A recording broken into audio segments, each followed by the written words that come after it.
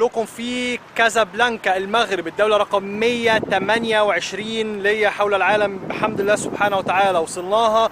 أول حاجة هنعملها إن احنا ندخل نصلي في جامع الحسن الثاني، ثالث أكبر جامع في العالم كله، الجامع اللي الملك الحسن هنا عمله عشان خاطر كان مقتنع تماما ومؤمن وألهمته جدا آية وكان عرشه على الماء، فبناه.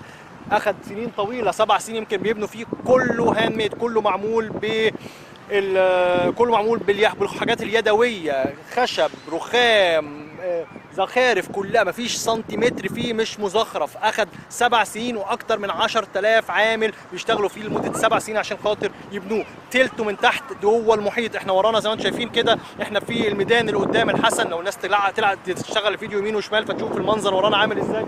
ورانا المحيط الاطلنطي، او هنا بيقولوا المحيط الاطلسي.